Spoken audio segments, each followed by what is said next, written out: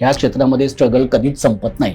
प्रत्येक लेवलला स्ट्रगल हा वेगवेगळा असतो. ते उडी मारताना तो खिळा माझ्या हातात घुसला आणि ते फाटलं गेलं होतं. ते सगळं पूर्ण रक्त दिनानातलं होतं. मी रुमाल बांधून अख्खा प्रयोग केला होता. जे लाफ्टर्स, ज्या टाळ्या, ज्या शिट्या ज्या आम्हाला त्या प्रयोगाला मिळायच्या ना, त्या म्हणजे ना अजूनही लक्षात आहे. आणि बऱ्याच जणांच्या बाबतीत असं कधी कधी होतं की फॉलोअर्स बघून कास्टिंग केलं जातं. होच हे कॅरेक्टर फेमस होण्यामध्ये ना माझ्या एकट्याचा हात नाही. विनोद आहे ना हा चावट असला पाहिजे, अश्लील नसला पाहिजे. तो हा जो सपोर्ट आहे ना, तो सपोर्ट आता ह्या क्षणापर्यंत सुद्धा माझ्या फॅमिलीचा मला सपोर्ट आहे. मी एकदा रंगभूमीवरती गेलो ना, स्टेजवरती गेलो ना, की मी त्या स्टेजचा असतो, त्या रंगभूमीचा असतो आणि रंगभूमी माझी असते. हित हक्क हित हाऊ हाडो हॅलो हो ब हाऊ का हत्या. हॅलो हाय नमस्कार, मी मज्जा गर्ल अंकिता लोखंडे. मज्जाचा अड्डा या कार्यक्रमात तुमच्या सगळ्यांचं स्वागत. मज्जाचा अड्डा या कार्यक्रमावर तुम्ही खूप प्रेम करताय, त्यासाठी थँक्यू सो मच. बरं, या अड्ड्यावर पुढचा कलाकार कोणता बोलवायचा हे नेहमीच प्रेशर असतं, पण ज्या कलाकाराने संपूर्ण महाराष्ट्राला ह ची बाधा लावली, तो कलाकार नक्की कोण आहे, कसा आहे, काय आहे? इतकं यश मिळाल्यानंतर तो कलाकार नक्की कुठे होता आणि आता ज्या पीकला तो कलाकार आहे तर तो सध्या काय करतोय? चला तर ऐकूयात, चला तर बघूयात त्या कलाकाराचा स्ट्रगल आणि सुरू करूयात आपला मज्जाचा अड्डा. तो सगळ्यात आधी खूप स्वागत मज्जाच्या अड्ड्यावर. थँक्यू. आणि खूप वर्षांनी इंटरव्ह्यू करतो, याचा सगळ्यात जास्त आनंद आहे आणि सगळ्यात जास्त हा मोठा आनंद आहे की अख्खी टीम माझ्यासोबत आहे. वा वा वा. आणि कधीही न ऐकलेले आशिष पवार आम्हाला आज ऐकायला मिळणार आहेत, बघायला मिळणार आहेत. सो सगळीकडे वारीचं वातावरण आहे. आजच वारीवरून आलाय. हो. काय समीकरण आहे आशिष पवार आणि वारी आणि विठ्ठल? म्हणजे ना मी सांगू का, म्हणजे ना मी खूप ना असं विचार करायचो की आधी, कारण आपण दरवर्षी वारीचं ऐकतो, इतक्या संख्येने, करोडो संख्येने हे जे वारकरी आहेत, हे जे सगळे भाविक आहेत, हे चालत जवळजवळ 15 ते 20 दिवस आपापल्या गावातून चालत पंढरपूर पर्यंत जातात. आणि मी आता बघितलं ना तर सगळे ना वयस्कर लोक आहेत, तरुण पण आहेत, पण मॅक्सिमम लोक आहेत ना वयस्कर लोक आहेत. ह्यांच्यामध्ये ती ताकद कुठून येते? काय अशी शक्ती असेल की ती इतके दिवस प्रवास करून जातात? आणि मी 3 दिवस होतो. आता पुन्हा आज आणि परवा माझं नाटकाचे प्रयोग आहेत, त्याच्यामुळे मी पुन्हा तिथे जॉईन होणार आहे. शासनाचा कार्यक्रम आहे, महाराष्ट्र शासनाचा, त्याचा ती वारी कव्हर करतात, त्याचं अँकरिंग मी करतोय. तर मला असं वाटतं ना, माझ्याशी खूप इच्छा होती, यार आपल्याला कधी वारीला जायला मिळणार आहे, कधी काय आणि कसं आपण जाणार, कारण इतक्या संख्येने येतात लोक. पण ते मला माहिती आहे ती इच्छा ह्या निमित्ताने काय होईना पण ती पूर्ण झाली. पण मी तुम्हाला सांगतो 3 दिवस मी होतो त्या वारीमध्ये. म्हणजे लोक ना खरंच काय ते वेळ असेल त्यांना, त्या विठू माऊलीचं ना, काय तहान भूक नाही, काय नाही, ऊन लागते. मी 3 दिवसात टॅन होऊन आलोय. म्हणजे आधीच मी खूप गोरा होतो ह्यातला भाग नाहीये, पण माझं असं झालं की अरे बापरे, आता इंटरव्ह्यू करायचं, एक तर टॅन बिन झालेलं आहे, एक तर प्रेझेंटेबल दिसलं पाहिजे आहे की नाही, एक तुमचे फॉलोअर्स इतके आहेत, छान दिसणं फार गरजेचं असतं की नाही, बाकी काय गप्पा बिप्पा होत राहतील.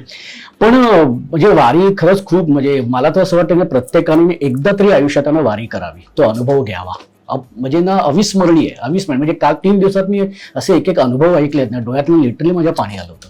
आता सुद्धा काटा आल्या. म्हणजे लोक ना वेडी आहेत, काही नाही, फक्त विठू माऊलीवरती श्रद्धा, प्रेम, आनंद हेच घेऊन जात असतात, ते बाकी काय नाही. पण त्याच्यावरती त्यांचा काही स्वार्थ आहे तर काही नाही. बरं, मला एक कळलं की महाराष्ट्रातून जवळजवळ 400 ते 500 दिंड्या येतात महाराष्ट्रातून, आणि त्यातल्या त्या 400 का 500 रजिस्टर्ड आहेत, नॉन रजिस्टर्ड त्या बऱ्याच आहेत. म्हणजे आता 2 पालख्या असतात, जितकं मला आता काल 3 दिवसात कळलं की 2 पालख्या असतात, एक तुकाराम महाराजांची असते आणि एक ज्ञानेश्वर महाराजांची असते. 2 पालख्या असतात. तर तुकाराम महाराजांच्या पालखीला मी होतो ते कव्हर करायला, त्याचं अँकरिंग करायला.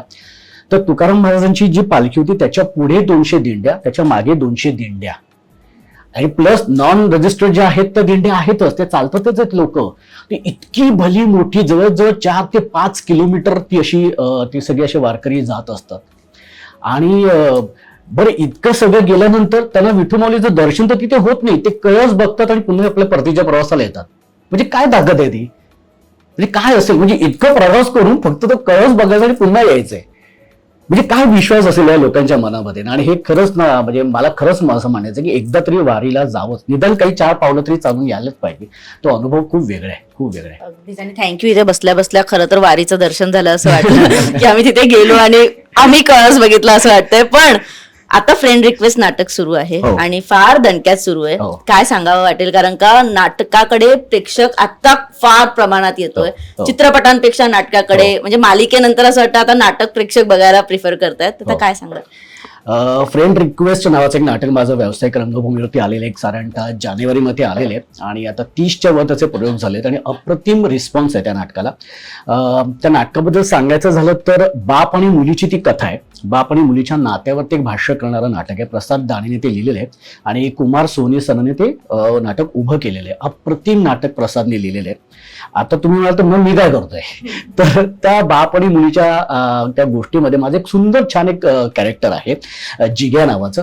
आणि मग तुम्ही फ्रेंड रिक्वेस्ट हे नाव काय आहे, मग तिथे फ्रेंड रिक्वेस्ट कोणी पाठवली आहे, कोणासाठी पाठवली आहे, कोणी एक्सेप्ट केलेली आहे, ते एक्सेप्ट केल्यानंतर त्याचा काय तोटा झालाय की काय फायदा झालाय आणि मी त्या नाटकामध्ये काय करतोय, तर हे सगळं जर बघायचं असेल ना तर तुम्ही फ्रेंड रिक्वेस्ट नाटक बघा. कारण मी फार त्यातल्या काही गोष्टी सांगू शकत नाही, कारण लोक त्याच्यामध्ये काही सस्पेन्स काही गोष्टी आहेत तर त्या मी आता सांगितल्या तर त्यातली मजा जाईल.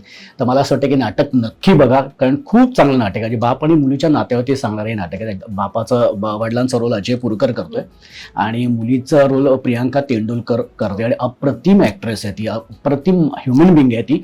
पण ते नाटक तिने तिच्यासाठी बघा, अप्रतिम काम करते ते, म्हणजे माझ्यासाठी पण बघा. म्हणजे अजय पुरकर, अजयची एक वेगळी इमेज होती, हिस्टॉरिकल त्यांनी फिल्म्स करून आलेले किंवा काय, पण ह्याच्यात त्याची खूप वेगळी भूमिका आहे, बापाची भूमिका, आणि अप्रतिम काम केले सगळ्यांनीच. म्हणजे अजय आहे, अतुल महाजन म्हणून एक ऍक्टर आहेत ते, प्रियांका तेंडुलकर, कुमार सोनी सरांनी खूप छान उभं केले ते नाटक. आणि मला सांगायला खूप आनंद होतो की त्या नाटकामध्ये माझी भूमिका अजिबात कॉमेडी नाहीये. खूप इमोशनल, सिरियस आणि हॅपी गो लकी टाईप असं ते कॅरेक्टर आहे. त्याच्यामुळे त्याच्या स्वभावानुसार काही विनोद त्या नाटकामध्ये आहेत, नाही अशाला भाग नाही, पण ते मुळातच त्याला नात्याची जाण असणारं आहे, माणुसकी असणार आहे आणि इथून खरा असणारं असं ते कॅरेक्टर आहे. त्याच्यामध्ये करायला मला इतकी मजा येते ना, त्याच्यामुळे मी आभार मानेन कुमार सोनी सरांचे. कारण मला आठवते की ते जवळजवळ 1.5 वर्ष माझ्यासाठी म्हणून थांबले होते की हा रोल आशिष पवारच करणार. सो मी त्यांचे आभार मानतो की त्यांच्यामुळे छान भूमिका माझ्यापर्यंत, आणि मुळात म्हणजे तो विश्वास त्यांनी ठेवला. कारण कसं असतं की एक विनोदी अभिनेता म्हटल्यानंतर एक ती इमेज झालेली असते ना, सो हा तो रोल करू शकेल की नाही किंवा काय, असे बरेचसे प्रश्न ऑब्व्हियसली निर्माण होतात. तर तो विश्वास कुमार सोनी सरांनी ठेवला, त्याच्याबद्दल मी त्यांचा खरंच खूप आभारी आहे आणि मी त्यांना थँक्स मानतो की खूप छान भूमिका माझ्या वाटेला आलेली. सर, रंगभूमीकडे आता प्रेक्षक वळतोय खरा, पण एक प्रश्न महत्त्वाचा आहे की रंगभूमीची दुरावस्था आहे नाट्यगृहांची. प्रत्येक कलाकाराने यावर भाष्य केलंय, तर तुमच्या मते ही दुरावस्था कधी सुधारणार आणि प्रेक्षकांना कधी नाट्यगृहात प्रसन्न वातावरण पाहायला मिळेल? नाही, ही गोष्ट खरी आहे की मी असं म्हणणार नाही की सगळेच नाट्यगृह, काही नाट्यगृहांमध्ये काही असे प्रॉब्लेम्स आहेत. म्हणजे विशेषतः जेव्हा तुम्ही इंटेरियरमध्ये जाता, म्हणजे सिटीमध्ये नाही पण इंटेरियरमध्ये जेव्हा जाता, तिथे जरा नाट्यगृहांची परिस्थिती खूपच वाईट आहे. म्हणजे स्वच्छतागृह बरोबर नसतात, टॉयलेट्स बरोबर नसतात. बरं चला, ऍक्टर्स काही मॅनेज करू शकतात, ऍक्ट्रेस नाही करू शकत, त्यांचा प्रॉब्लेम जास्त होतो. तर मला असं वाटतं की त्याच्यासाठी खूप लक्ष घातलं पाहिजे आपल्या नाट्यसृष्टीने सुद्धा, आणि विशेषतः शासनाने सुद्धा ह्या गोष्टींमध्ये लक्ष घातलं पाहिजे आणि हे करायला पाहिजे. कारण जेव्हा कसं की लोक येतात ना की ते आपले छान मस्तपैकी आहे ना, आपले ज्या टिपिकल ज्या पहिल्या ज्या काही रांगा असतात ना 10-15, तशा गजरा बिजरा घालून आलेल्या असतात, एक अत्तर असतं एक काहीतरी, ते असे मारून बिरून आलेले असतात. सो त्यांना थिएटरपर्यंत येण्यासाठी ह्या सगळ्या गोष्टी त्यांना सुद्धा वाटलं पाहिजे की थिएटरमध्ये जाऊन एक नाटक बघावं. सो त्यासाठी सुद्धा नक्कीच शासनाने सुद्धा ह्याच्यावरती नक्कीच विचार करायला पाहिजे. म्हणजे मी ह्याच्यावरती खरं तर एक कलाकार म्हणून बोलू शकतो, पण त्या पलीकडे अजून काही भाष्य करायला मी तितका अजून मोठा नाही. पण हे खरं आहे की नाट्यगृह नक्कीच सुधारले पाहिजेत, ह्याच्यावरती तर म्हणजे प्रश्नच नाही. मानधनावरून जेव्हा बोललं जातं कलाकारांच्या, किंवा आम्ही कलाकारांना विचारतो तेव्हा ते मानधनावरून बोलतात की उदरनिर्वाहासाठी आम्हाला प्रॉब्लेम होतो, फार कमी मानधन दिलं जातं.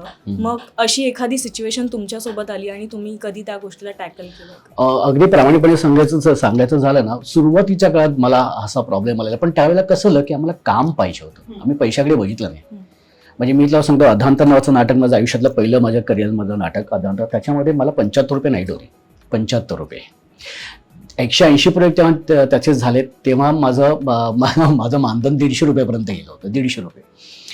पण तेव्हा कसं होतं माहिती ना, कामं मिळवणं, स्ट्रगल हा तेव्हा खूप सुरू होता कामं मिळवण्यासाठी. आता सुद्धा स्ट्रगल सुरू आहे, ह्या क्षेत्रामध्ये स्ट्रगल कधीच संपत नाही, प्रत्येक लेवलला स्ट्रगल हा वेगवेगळा असतो. सो स्ट्रगल हा आयुष्यात कधी संपत नाही. पण तेव्हा कसं झालं माहिती ना, तेव्हा पैशाकडे खरंच नाही आम्ही बघितलं. जी येतील ती कामं आम्ही करत गेलो. आता कुठेतरी इतकी वर्ष काम केल्यानंतर, एक थोडं नाव झाल्यानंतर किंवा एक थोडी इमेज झाल्यानंतर, मग जेव्हा निर्मात्यांना हाच आर्टिस्ट जेव्हा असं हवा असतो असं जेव्हा होतं ना, तेव्हा मग ते आर्टिस्टचे जे काय मानधनाची अपेक्षा असते ते द्यायला ते तयार होतात. पण आता कसं माहितं ना, बिंग एक मराठी अभिनेता म्हणून किंवा आपल्याला ना नाटकाची परिस्थिती माहिती आहे. सो मला असं वाटतं की ती परिस्थिती लक्षात घेऊन सुद्धा कलाकारांनी मानधन सांगावं. कारण कलाकारांकडे कसं माहितं ना, म्हणजे कारण मला माहिती नाही, कारण फार बोल्ड स्टेटमेंट होईल की नाही, पण ना कलाकारांकडे, अभिनेत्यांकडे ना बरेचसे ऑप्शन्स असतात, सिरियल असतात आणि आता तर बरेचसे OTT प्लॅटफॉर्म्स आहेत किंवा काय. पण निर्मात्यानं कसं, निर्माता जगला तर नाटक जगेल. पण त्याच्यासाठी लोकांनी सुद्धा ते विचार करायला पाहिजे की नाटक जाऊन बघितलं पाहिजे. कारण प्रेक्षक वर्ग आला तर निर्मात्याला 4 पैसे मिळतात, निर्मात्याला 4 पैसे मिळाले तर तो नवीन नवीन नाटकं आणतील. हाऊसफुल व्हायला लागली आहे, किमान हाऊसफुल नाही पण निदान ऍटलिस्ट एक 80% जरी थिएटर भरलेलं असेल तरी पण कलाकारांचे पैसे त्यांना जेवढे हवे असतील तेवढे देऊ शकतात. तितकी परिस्थिती जरी आली ना तरी सुद्धा हे मला वाटतं चित्र खूप लवकरात लवकर बदलू शकतं. मला असं वाटतं की प्रेक्षक वर्ग जास्तीत जास्त संख्येने आला पाहिजे. आणि आहेत, लोक येतात नाटकाला, लोक येतात. म्हणजे आता मी सांगतो, माझ्या नाटकाला, माझं नाटक हाऊसफुल अजून झालेलं नाही पण मॅक्सिमम बुकिंग आमच्या नाटकाला आहे आणि लोकांना नाटक आवडतं, येऊन भेटतात वगैरे. आणि तुम्ही चांगलं द्या, लोक येणार बघायला. आणि जर लोक आले, हाऊसफुल होत आहेत नाटकं, पैसे येत आहेत, तर निर्माता का देणार नाही त्याचे पैसे. सो मला असं वाटतं की एकंदर नाटकाची परिस्थिती बघून सुद्धा कलाकारांनी त्याचं मानधन आपलं ठरवलं पाहिजे असं मला वाटतं. किंवा ते कमी आहे म्हणून मी करणार नाही असं कारण कसं आहे, नाटकाची परंपरा आपली खूप जुनी आहे. म्हणजे आता सुद्धा असं होतं कधी कधी, म्हणजे जेव्हा मी सांगतो तेव्हा की अरे अशी इतकं जरा बजेट नाही, ओके किती द्याल, अच्छा इतके, बरं मग आपल्या मग ती वेगळी गणित असतात. मग कॉन्ट्रॅक्ट शो असेल तर बाबा त्याचे वेगळे किंवा काय असं. पण एकंदरीतच सगळा नाट्य व्यवसाय हा लक्षात घेऊन सुद्धा कलाकारांनी सुद्धा जर एक आपलं मानधन ठरवलं किंवा करायचं ठरवलं नाटक, तर नाटक आपलं हे असं सुद्धा पुढे चालू राहत राहील. अगदीच सर, आय थिंक हे तुमचं 16वं नाटक आहे. हो आहे, तुला माहिती आहे. इतकी तुम्ही नाटकं केली, विविध भूमिका साकारलेली आहेत, पण या दरम्यान असा एक कोणता अविस्मरणीय प्रयोग आहे का जो तुम्हाला अपेक्षित नव्हता, तो प्रतिसाद किंवा पण तो प्रयोग तुम्ही कधीच विसरू शकणार नाही, असा कुठला प्रयोग होता? हो आहे ना, टेक इट इझी नावाचं एक नाटक मी केलं होतं. टेक इट इझी, ज्याच्यामध्ये मी होतो, भूषण कडू होता आणि बाकीचे इतर सगळे लोक होती त्याच्यामध्ये. आणि आम्ही एक बंगला असतो, 31st करायला त्या बंगल्याचा मालकाचा मुलगा आणि त्याचे मित्र मैत्रिणी 31st साठी पार्टी करायला आलेले असतात. आणि 2 किडनॅपर्स असतात, त्यांनी एकाला त्या बंगल्यामध्ये किडनॅप करून ठेवलेलं असतं. तर आम्हाला माहिती नाही की हे लोक इथे येणार आहेत, त्यांना माहिती नाही हे किडनॅपर आहेत. आणि अख्खं एक रात्र, डिसेंबरची रात्र त्या बंगल्यामध्ये धुमाकूळ आहे. ती डेड बॉडी उचलून फिरवणं, त्यांच्यापासून लपवणं, त्यांच्यामध्ये जॉईन होणं किंवा काय, असं एक ते नाटक होतं. आणि त्याचा जेव्हा 0 परफॉर्मन्स होता त्या नाटकाला बरेचसे इंडस्ट्रीमधले काही लोक आले होते. प्रवीण काराळे सरांनी ते नाटक डिरेक्ट केलं होतं. प्रवीण सर नाही आहेत पण त्यांनी ते नाटक डिरेक्ट केलं होतं. त्या नाटकाच्या 0 परफॉर्मन्सला मला अजूनही आठवतं, साहित्य संघामध्ये प्रयोग होता त्या नाटकाचा. आणि काही असे कलाकार किंवा अशा जाणकार लोकांना वगैरे बोलवलं होतं. 0 परफॉर्मन्स, बरं आम्ही नाटक करतोय, एकही जण हसत नाहीये, लाफ्टरच नाही.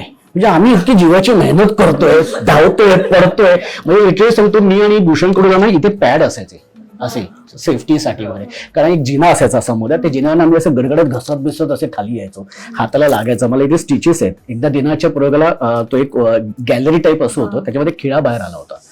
ते उडी मारताना तो खिळा माझ्या हातात घुसला आणि ते फाटलं गेलं होतं. ते सगळं पूर्ण रक्त दिनादातलं होतं. मी रुमाल बांधून अख्खा प्रयोग केला होता दिनाच्या प्रयोगाला.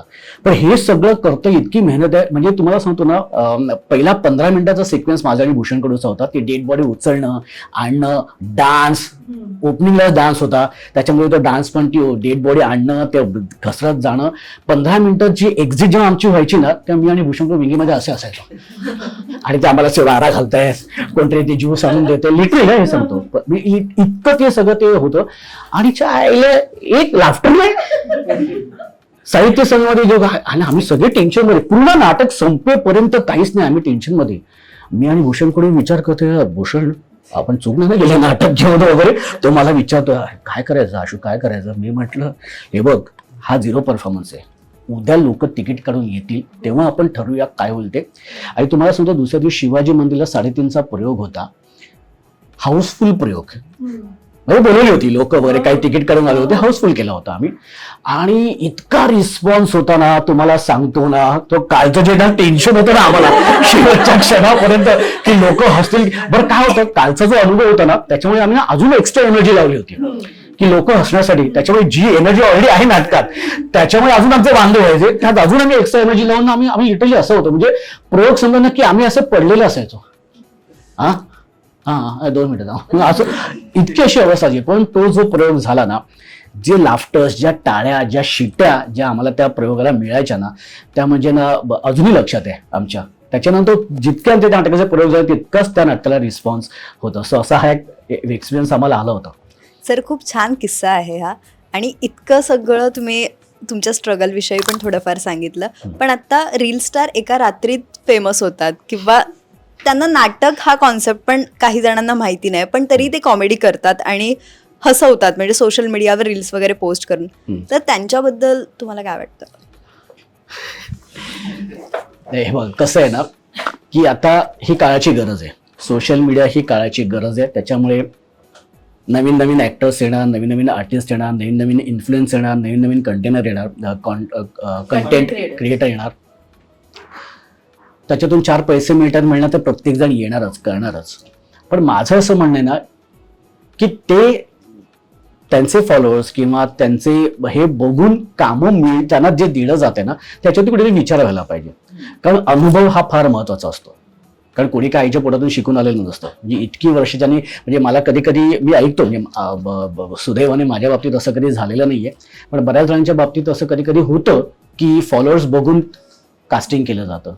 आता मे बी त्यांची पण ती चूक नसेल, कारण ती एक मार्केटिंग स्ट्रॅटेजी असते, त्याच्यावर ती त्यांचीही चूक नाहीये. पण प्रॉब्लेम का होतो, मी इतकी वर्ष काम केलेली जी असतात कलाकार मंडळी, त्यांच्या अनुभवाचं काय बरं? ते मग ते ऍक्टर नाही आहेत का? ते टॅलेंटेड नाही आहेत का? मग काय बरं, ते घेऊन खरंच तुम्हाला त्याचा काही फायदा होतोय का, हे पण बघितलं पाहिजे. त्या मी असं म्हणत नाही, मी कोणाला कमी लेखत नाही ऑब्व्हियसली, कारण प्रत्येक गोष्टीलाही मेहनत आहे. कोणी काय एका रात्रीत स्टार बनत नाही, फार क्वचित असतील, काही एखादा व्हायरल झालं की ते होतात, पण ते किती दिवस, 10 दिवस 15 दिवस, त्याच्यानंतर काय पुन्हा ती मेहनत करायचीच आहे. तर माझं एवढंच म्हणणं आहे ना की फॉलोअर्स बघून कामं जे दिलं जाते ना, काही काही ठराविक, मला माहिती नाही की सगळेच करतात की नाही, पण काही काही ठिकाणी मी जे ऐकलं त्याच्यावर मी तुम्हाला सांगतो, तर ते चुकीचं आहे. ते करू नका. तुम्ही त्या कलाकाराचं टॅलेंट बघा, त्याचा अनुभव बघा, त्या भूमिकेला तो परफेक्ट कास्टिंग आहे की नाही, कास्ट आहे की नाही, परफेक्ट आहे की नाही, हे बघा. ते बघून तुम्ही कास्टिंग करा, पण फॉलोअर्स बघून जरा तुम्ही करू नका. हा, जर ती मार्केटिंग स्ट्रॅटेजी तुमची असेल तर मग ती मार्केटिंग स्ट्रॅटेजी तुम्ही बदला ना. कुठल्या पद्धतीने तुम्ही मार्केटिंग स्ट्रॅटेजी तुम्ही करू शकता, तर ते तुम्ही बघा ना. कारण ऑब्व्हियसली अदरवाईज हे पुढे पुढे अजून जर असं जर होत गेलं की फॉलोअर्स बघून किंवा काय, तर मग हे इतकी वर्ष जे कामं केलेली आहेत हे लोकांना, जे काही सोशल मीडियावरती नाहीच आहेत, उदाहरणार्थ मी सोशल मीडियावरती फार ऍक्टिव्ह नाही आहेत, माझे इन्स्टावरती फार फॉलोअर्स नाही आहेत, कारण मी काही पोस्टच नाही करत. आणि त्याचा म्हणजे सुदैवाने मला त्याचा असा काही त्रास झालेला की मला अनुभव आलेला नाहीये. पण जे काही कानावरती गोष्टी येतात किंवा बघितलेल्या आहेत किंवा काय, तर ते असं कधी कधी वाटतं की नाही असं चुकीचं. मग कधी कधी भीती वाटायला, हे आपल्या बाबतीत पण झालं तर कधी, आता होत नाहीये, पुढे समजा असं काय झालं तर तसं व्हायला नको. मला असं वाटतं की हे तुमची मार्केटिंग स्ट्रॅटेजी असेल तर ती मार्केटिंग स्ट्रॅटेजी तुम्ही बदलली पाहिजे.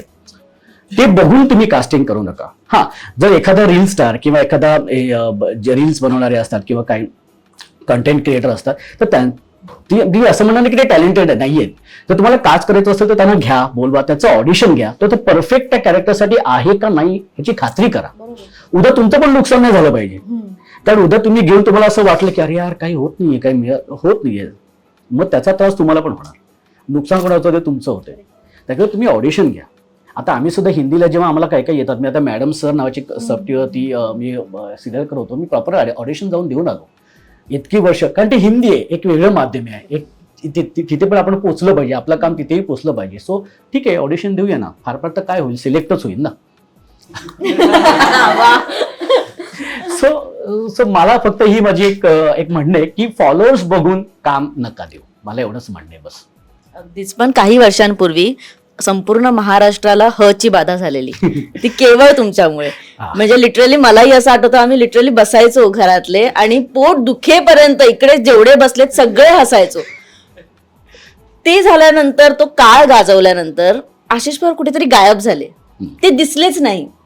लोकांनी विचारपूस केली नाही की अरे हा कलाकार गेला कुठे. मीडियाचीही चुकी आहे की इतका कलाकार ज्यावेळेस पीकला होता त्याच्यानंतर तो जेव्हा गायब झाला तेव्हा मीडियानेही नाही विचारलं तेव्हा आशिष पवार कुठे होते किंवा तेव्हा आशिष पवार काय करत होते. वा, खूप चांगला प्रश्न आहे हा. म्हणजे हे कधी कधी म्हणजे काय होतं माहिती हा प्रश्नच आहे ना, ह्याचा सतत विचार आम्ही करत असतो या गोष्टींचा. पण मी तुला सांगू ना, कलाकाराचं आयुष्य हेच असंच असतं. तो कधीतरी पीकला असतो, कधीतरी खाली असतो, पुन्हा ग्राफ वरती जातो. हे असतं. जेव्हा डाऊन काल असतो तेव्हा काही त्याचा मी खरं सांगतो, मी त्याचा कधीच त्रास केला नाही किंवा काय नाही. मला त्रास कधी होतो की माझ्याकडे चांगलं काम यायला पाहिजे. डाऊनफॉल झालं, इट्स ओके, तो जाईल पुन्हा वर. एखादं चांगलं काम आलं, क्लिक झालं की पुन्हा तो काय म्हणतात ना, ते ग्राफ पुन्हा वरती जातो. चांगलं काम करता आलं पाहिजे. आपल्याकडे ते टॅलेंट आहे, आपण ते करू शकतो, आपली ती कॅपॅसिटी आहे. मग ते काम का येत नाही, हे जर झालं ना की मला त्रास होतो. आणि म्हणजे मी तुला एक सांगू का, मी जवळजवळ ना आता हचं तू म्हणशील तर आधी मी हचं सांगतो की हचं पण एक त्याची गंमत आहे. हची भाषा की हे कसं सापडलं कॅरेक्टर. तर मी विनय आपटेंचं एक नाटक करत होतो. विनय काका आता नाही आहेत, त्यांचं एक नाटक करत होतो, प्यार में कभी कभी. आणि त्याच्या एक बऱ्याच वर्ष आधी हे नाटक हसत खेळत नावाने आलं होतं रंगभूमीवरती. त्यात अशोक मामा काम करत होते, विनय येडेकर होता. आणि विनय येडेकर दादा त्या नाटकामध्ये खूप फेमस झाला होता. म्हणजे त्यांनी त्याची ती भूमिका इतक्या लेवलला नेऊन ठेवली होती ना ती. तर सेम नाटक काही वर्षांतर पुन्हा रंगभूमीवरती आलं, प्यार में कभी कभी नावाने. त्याच्यामध्ये मी होतो, आनंद इंगळे होता, पुष्कर श्रोत्री होता, आपली शुभांगी गोखले होती, अनिल गवस वगैरे असे सगळे त्याच्यामध्ये होते. आनंद निगळे, विनय येडे, अशोक मामांचा जो रोल होता तो आनंद निगळे करत होता आणि विनय येडेकरचा रोल माझ्याकडे आला होता. मला एकदा विनय काकांचा फोन आला, काय करतोयस? मी म्हटलं सर काही नाही, नाटक शोधतोय. ठीक आहे, ऑफिसमध्ये ये. मी म्हटलं ठीक आहे, येतो सर. गेल्यानंतर ते मला ही स्क्रिप्ट दिली आणि मला म्हणाले की हे नाटक मी करतोय, त्यात ते असं कॅरेक्टर आहे आणि ते विनय येडेकरने केलं होतं, तू त्याच्यामध्ये काहीतरी वेगळं कर, तेच करू नकोस. मी म्हटलं अच्छा. मी बघितलं तर आता मला टेन्शन, कारण ते ऑलरेडी विनय येडेकर दादानी ते इतक्या लेवलला ते कॅरेक्टर नेऊन ठेवलं होतं. कारण त्याची त्या कॅरेक्टरची एक गंमत अशी होती की त्याच्या टाळूला होल असतं आणि डॉक्टरनी त्याला एक आर्टिफिशियल टाळू दिलेली असते. ती जेव्हा पडते तेव्हा तो एका वेगळ्याच भाषेत बोलतो.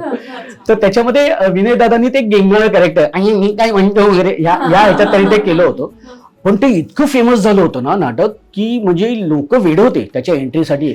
मी म्हटलं आजी आता मला इथे होते रे, सॉरी हे ठेवू नका, सॉरी.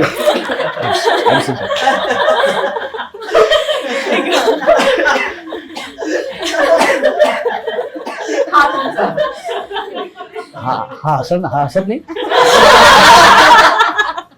ठीक आहे. बरं हे ठेवणार आहे.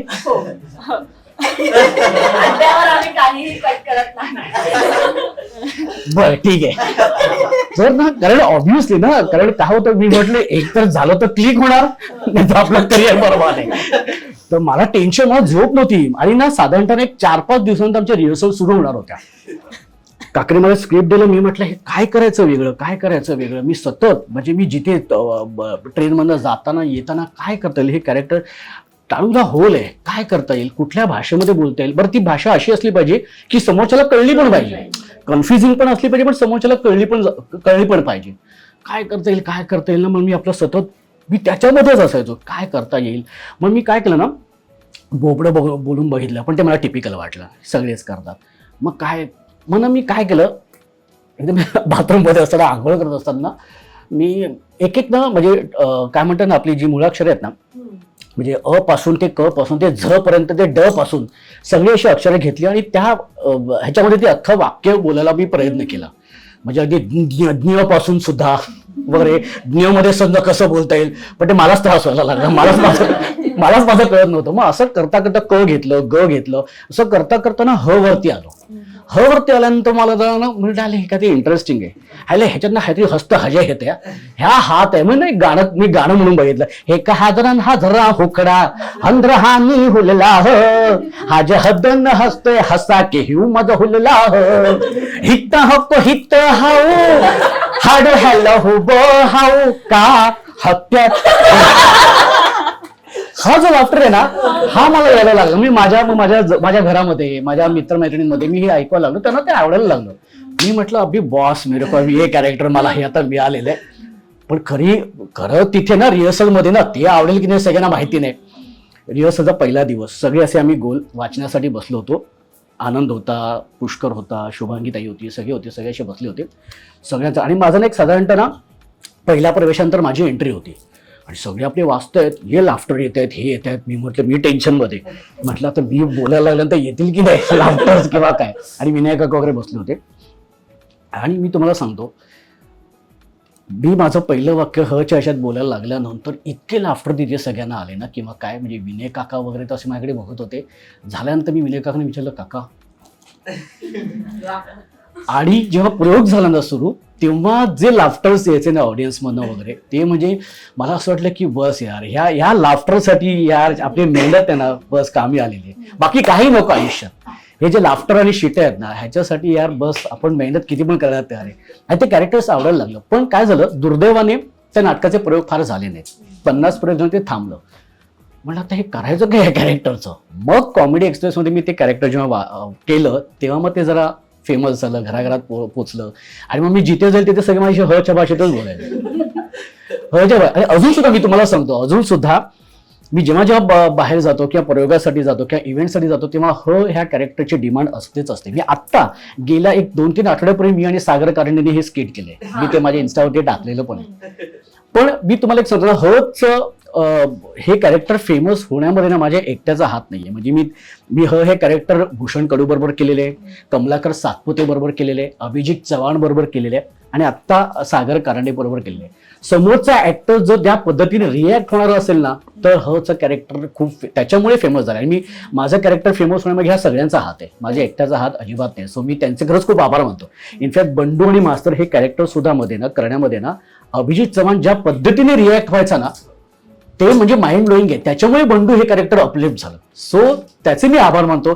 किंवा बंडू हे कॅरेक्टर प्रशांत लोकेचं कॅरेक्टर आहे. आमचे जे लेखक होते प्रशांत लोके, म्हणजे मला सांगायला खरंच अभिमान वाटतो आणि मला खूप आनंद होतो की प्रशांत लोके किंवा आशिष पात्रे यांनी त्यावेळी कॉमेडी एक्सप्रेसला 3-3 ते 4-4 हजार स्किट लिहिलेले आहेत. 3-3 ते 4-4 हजार स्किट. आणि हे जोक नाहीये आणि हे खूप कठीण काम आहे. कारण तुम्ही ना एक नाटक लिहू शकता, तुम्ही चित्रपट लिहू शकता, विनोद या, पण 15 मिनिटाचं स्किट लिहिणे ना हे फार कठीण आहे.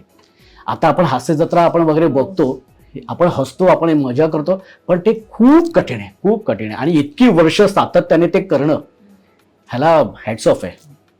अगदीच. पण तोच होता की इतकं छान करून सुद्धा जेव्हा एक असं ना आता मी छान करतोय ना मला कामं काय येत नाहीये. हा, त्याच्यामागे मी तुम्हाला एक सांगतो कसं झालं ना, त्यावेळेला अगदी प्रामाणिकपणे सांगायचं त्यांना, आमच्या वेळेला ना, म्हणजे आमच्या वेळेला मी काय म्हणजे फार काय म्हातारा बितारा सांगत नाही, तुमच्यापेक्षा फार मोठे असं काही नाहीये.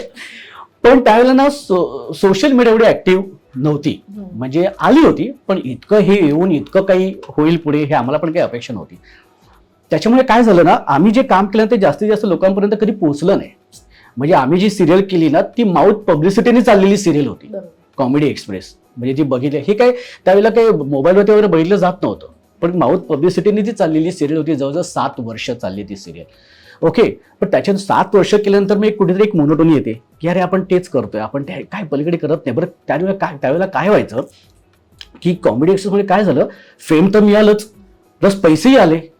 मग ते सोडून रिस्क घेणं आम्ही ते कधी केलं नाही. म्हणजे तो काय म्हणतो ना, ती अक्कल आम्हाला तेव्हा नव्हती की हे सोडून, तेव्हा ऑपॉर्च्युनिटीज येत होत्या.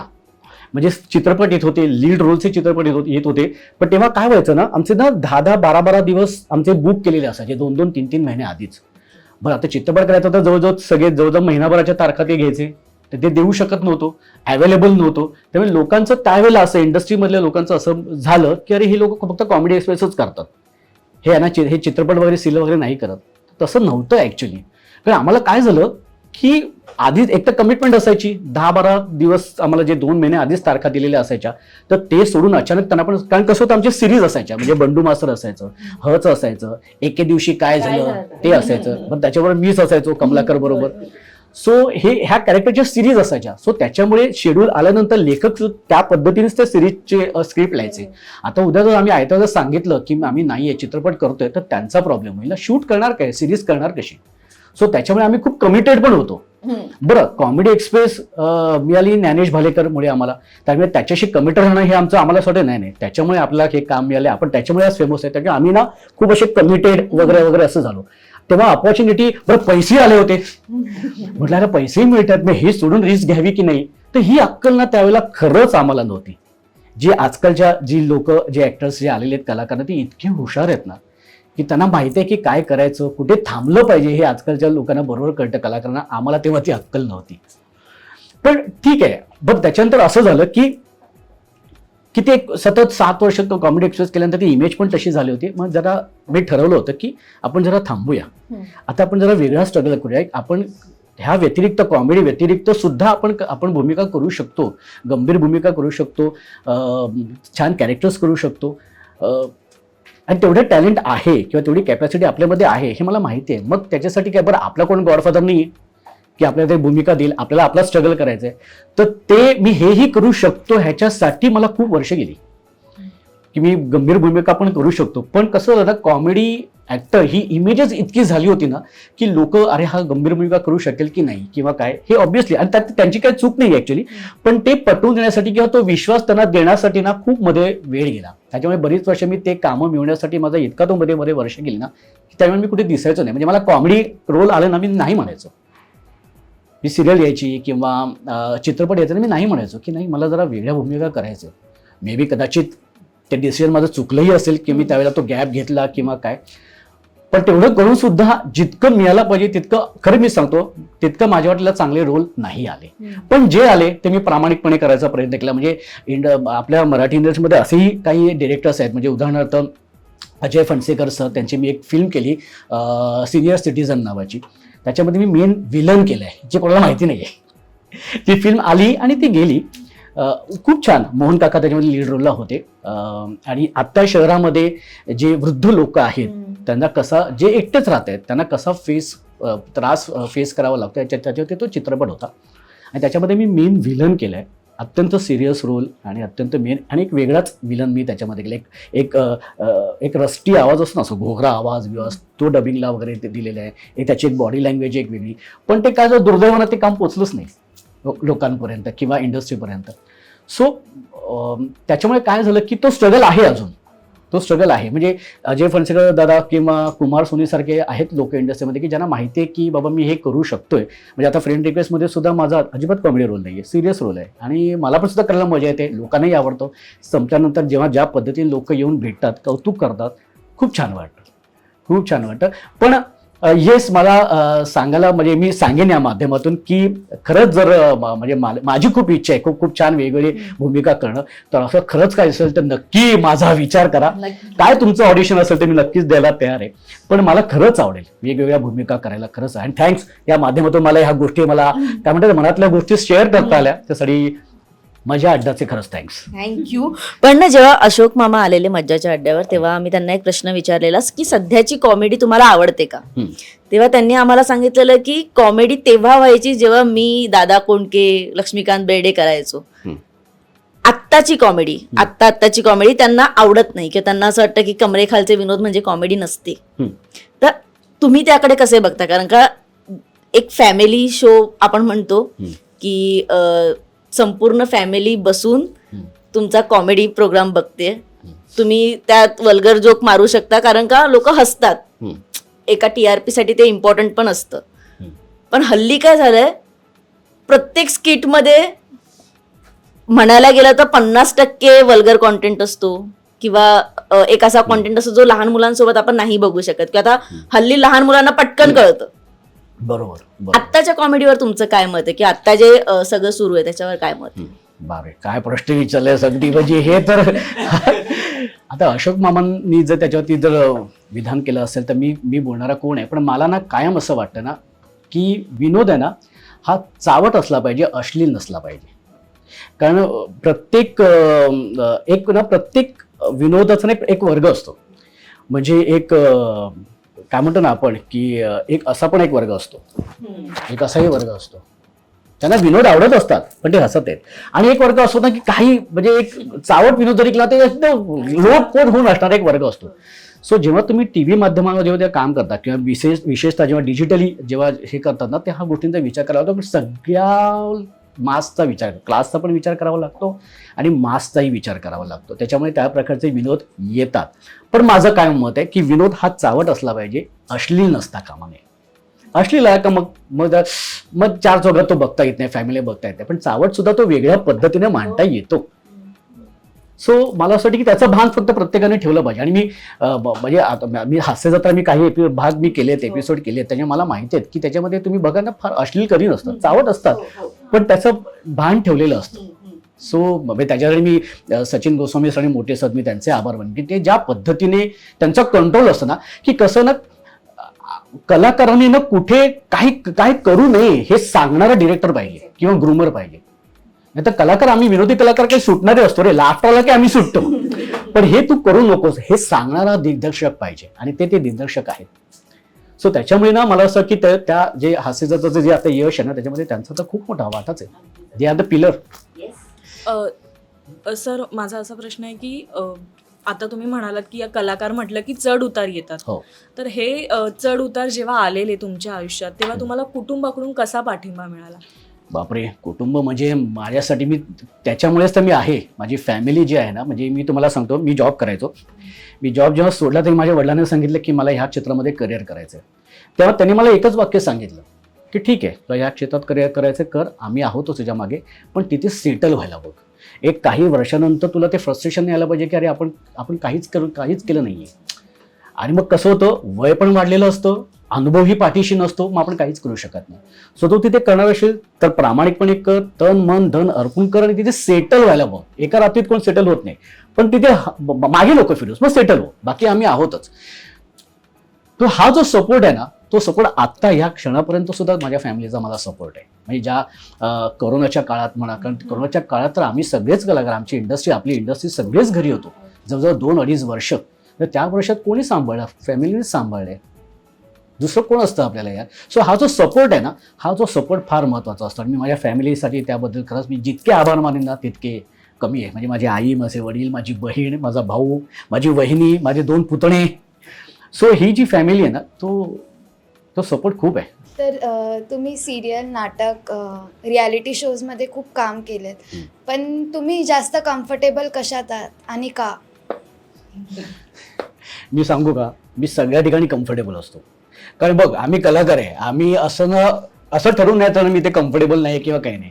जिथे जे क्षेत्र असेल, सिरियल, बरं त्याच्यामध्ये काही फरक नसतो. काय फरक असतो? आता सिरियल म्हणा किंवा चित्रपट म्हणा किंवा नाटक म्हणा, याच्यामध्ये फरक काय असतो? नाटकाला कसं असतं, आपल्या समोर ऑडियन्स असतं, ओके, तुम्हाला उत्स्फूर्त प्रतिसाद मिळतो, लाईव्ह प्रतिसाद मिळतो. सिरियलला आणि चित्रपटाला काय होतं की जेव्हा तुम्ही एखादा पंच घेता किंवा एखादा विनोद जेव्हा तुम्ही करता, तेव्हा ह्या विनोदातील लोक हसतील हे डोक्यात ठेवून तुम्हाला त्या टायमिंगनुसार तो पंच घ्यावा लागतो. हा एकमेव इतकाच फरक असतो, बाकी काहीही फरक नसतो. आणि माध्यम शेवटी सेमच आहे, शेवटी कलाकार आहे, सगळीकडे काम करायचं आहे आणि मी सगळीकडे कम्फर्टेबल असतो.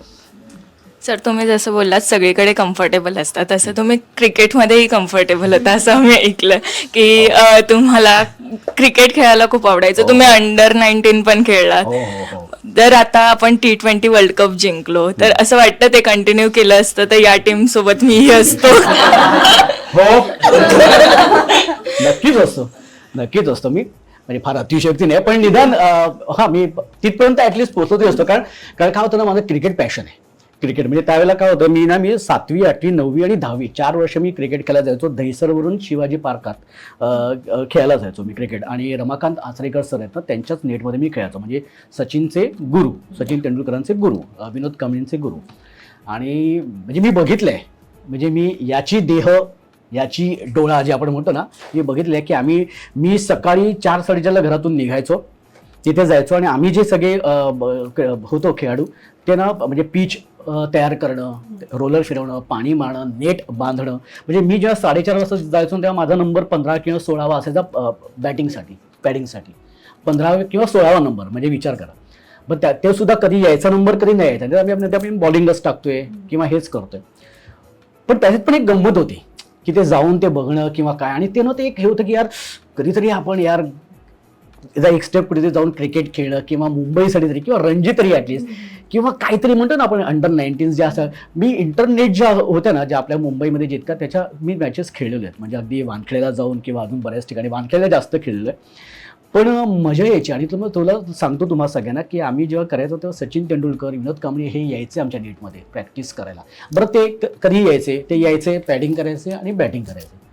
म्हणजे जेव्हा सचिन तेंडुलकर उभा राहायचा ना जेव्हा तो हे असा करून जेव्हा ना हे बघण्यात मी हेच बघत राहायचो यार, काय स्टान्स आहे त्याचा. तो जो स्टान्स जो असतो ना यार, म्हणजे एखादा वाघ असतो बा वाघ, तो जेव्हा भक्ष्याला पकडता म्हणजे त्याचा स्टान्स असतो, त्याचं लक्ष कुठेच नसतं. तेव्हापासून म्हणजे त्याचं ना तो ते मला अजूनही डोळ्यासमोर आहे. ते इनफॅक्ट मॅचेस वगैरे बघताना त्याचे खेळताना सुद्धा ना मी म्हणाले हा स्टान्स तो नेटमध्ये सुद्धा प्रॅक्टिस करताना वापरायचा यार. सो हे उगीच लोक मोठी होत नाहीत. पण मी एक सांगतो ना की ज्यांचं जिथे करिअर लिहिलेलं असतं ना तिथेच ते जातात. म्हणजे मला किती माझं स्वप्न, मला क्रिकेटर व्हायचं तरी पण जिथे मला यायचं होतं तिथेच मी आलो. आणि मी हॅपी आहे, मी आनंदी आहे. कारण म्हणजे कदाचित कुठेतरी जॉब करून मला तो आनंद नसता मिळाला तेवढा त्याच्यापेक्षा कितीतरी पटीने आनंद मला ह्या क्षेत्रामध्ये मिळतोय. कारण जेव्हा तुम्ही स्टेजवरती उभं राहता आणि जो लोकांचा प्रतिसाद असतो ना, म्हणजे मी एकदा रंगभूमीवरती गेलो ना, स्टेजवरती गेलो ना की मी त्या स्टेजचा असतो, त्या रंगभूमीचा असतो आणि रंगभूमी माझी असते. बाकी माझ्या डोळ्यासमोर काही नसतं आणि प्रेक्षक असतो. ती एकदा दाद आली ना, लाफ्टर्स आले, टाळ्या आले ना की बस अख्खा स्ट्रगल आयुष्यभराचा ना निघून जातो अजूनही. त्याच्यामुळे मजा आहे, हे क्षेत्र पण मजा आहे. बघा मला ना नेहमी ह्या गोष्टीचं ना की ज्याच्यामध्ये तुम्हाला माहिती नाही आहे फ्युचर किंवा जिथे काय म्हणतो ना अनसर्टनिटी आहे, जिथे तुम्हाला माहिती नाही, म्हणजे महिन्याचा पगार हा तुमच्या घरात येणार हे एक शाश्वती असते. पण जिथे शाश्वतीच नाहीये असा क्षेत्र करिअर म्हणून निवडणं हे खूप चॅलेंजिंग असतं. मेहनत प्रचंड असते आणि मुळात पेशन्स तुम्हाला भरपूर ठेवावे लागतात. ते पेशन्स तुमच्यामध्ये असले पाहिजेत. कधी कधी असा पण वेळ येते की यार खूप डाऊन व्हायला होतं, यार इतकं केलं पण नाही यार, अजून काहीतरी यायला पाहिजे चांगलं, यायला पाहिजे चांगलं. असं होतं, नक्कीच होतं. आणि ते यायलाच पाहिजे तर तुम्ही ॲक्टर म्हणून जिवंत असता. जेव्हा तुम्हाला असं वाटतं ना की यार अभि मिला रे सब मिळालं. हे बघ मला ना आज जे काही लोक ओळखत असतील मला किंवा काय ना, ते हे काय माझं यश नाहीये किंवा हे काय मला लोक ओळखतात सेलिब्रिटी म्हणून मला बोलवतात वगैरे नाही. मी जर इतकी वर्ष तर काम करतो इंडस्ट्रीमध्ये तर एवढ्या लोकांनी मला ओळखलंच पाहिजे. जर त्यांनी ओळखलंच नाही तर उपयोग काय मी इतकी वर्ष काम करून. सो हे काय मला, आणि मी अजिबात काही स्वतः सेलिब्रिटी वगैरे समजत नाही. मी एक कलाकार आहे. माझ्याकडे जे काम येतं ते मी अगदी प्रामाणिकपणे 100% 200% मेहनत करून मी ते करण्याचा प्रयत्न करत असतो. बाकी स्वामी आहेतच. सर माझा प्रश्न आहे की आम्ही तुम्हाला चित्रपटांमध्ये किंवा कॉमेडी शो मध्ये नाटकांमध्ये काम करताना पाहिलंय, पण खऱ्या आयुष्यात आशिष पवार यांचा स्वभाव कसा आहे, कुटुंबातील त्यांचा वावर कसा आहे याबद्दल आम्हाला नाही माहितीये फार काही, तर तुम्ही काय सांगा?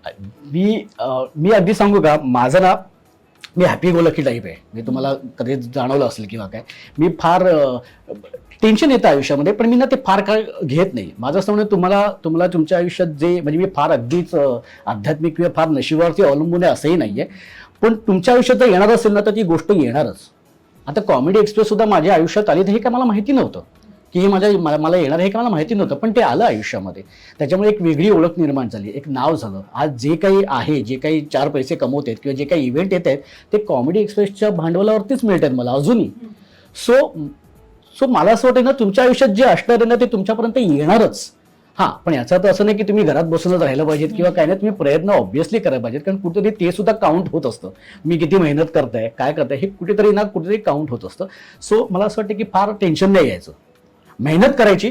पण नसेल तर फार त्याच्यावरती खचून नका जाऊ. आणि खचून गेलं तर आपल्या आजूबाजूला अशी लोक पण आहेत की त्यांच्याकडे पण आपण बघायला पाहिजे की आज ती लोक ते लोक काय त्रास फेस करतायत. स्वामी कृपेने किंवा नशिबाने तो त्रास अजूनपर्यंत तसा आपण नाही, आपल्या वाटेला आलेला नाही. सो हे सुद्धा आभारच आहेत त्याचे. सो मेहनत करत राहायची. येईल आपल्याकडे अजून. हे बघा आयुष्य काय संपलेलं नाहीये, बरोबर आहे की नाही? होईल ना अजून कधी, अजून छान काहीतरी येईल आयुष्यात चायला, अजून आपण काहीतरी छान मस्त की अजून छान नाव होईल. ठीक आहे सर, प्रत्येकाच्या आयुष्यात एक पहिलं प्रेम असतं आणि पहिल्या प्रेमाचा एक किस्सा असतो. तुमच्या आयुष्यात असं पहिलं प्रेम आणि तुमच्या आयुष्यातला पहिल्या प्रेमाचा कुठला किस्सा आहे का, आठवतो का तुम्हाला कुठला?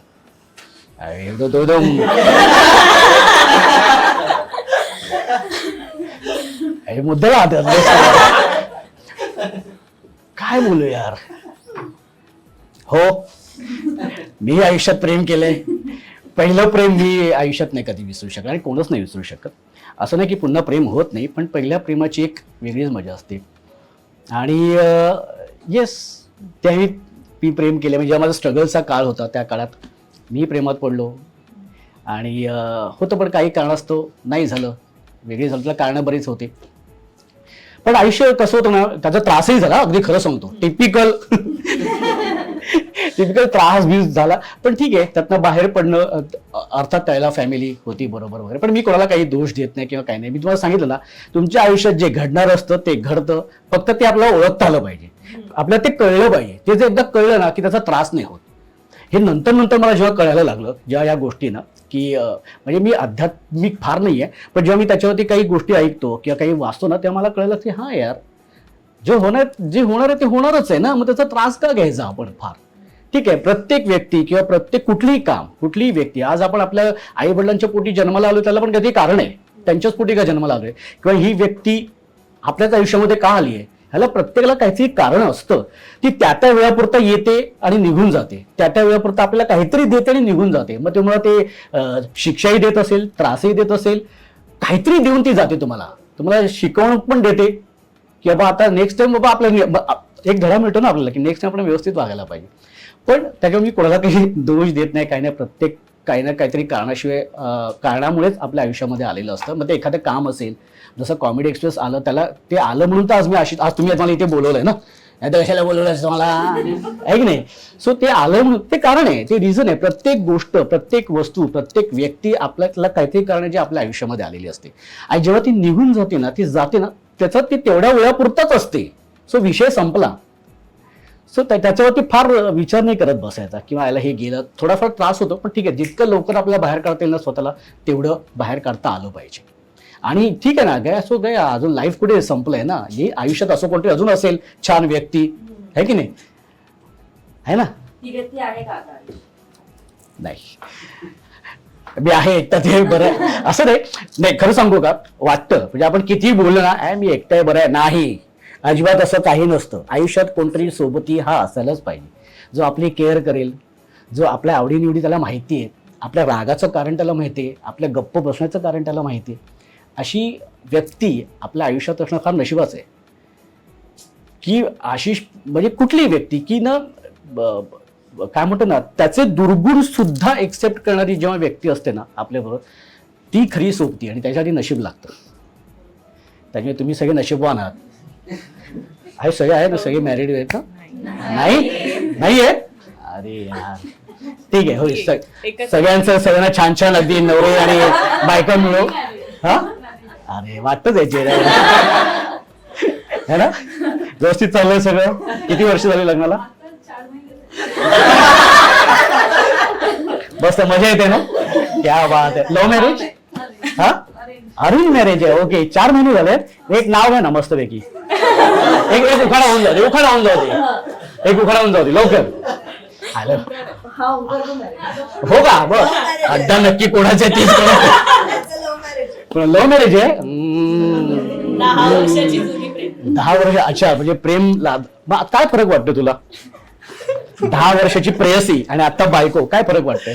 खरं सांगायचं, खरं सांगायचं. माझ्याकडनं खरं बोलून घेतात, खरं सांगायचं. हा, नाही, लग्नानंतर थोडंसं आयुष्य बदलतं. हा, म्हणजे आवडीनिवडी जपायला लागतात. पण प्रेयसीच राहते का?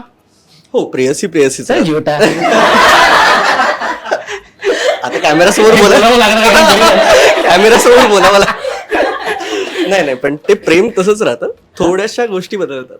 थोड्याशा, म्हणजे त्याच महत्वाच्या असतात. हरकत नाही. एनिवे, खूप छान, मस्त एन्जॉय करा लाईफ. हा, अजून तो नाव उखाडा नाही घेतला. उखाडा एक मस्त छान उखाडा.